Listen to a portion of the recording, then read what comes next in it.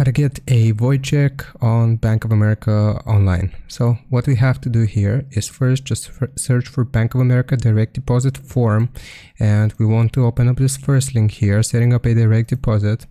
And now what I'm going to do here is refer us to this Reddit article. So one person asked how they can get a void check, and this is the person who replied, if you signed into your account, you can download a direct deposit form which will have a voided check pre-populated with your info.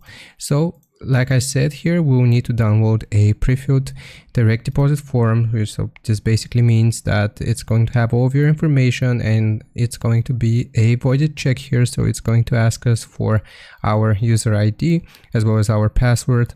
Once we log into the Bank of America website here, this is directly going to take you to the download section, and you can download this voided check. I will leave a link in the comments so you can access it easier, and that's how you do it. I hope this helps. Leave a like and sub, and I'll see you next time.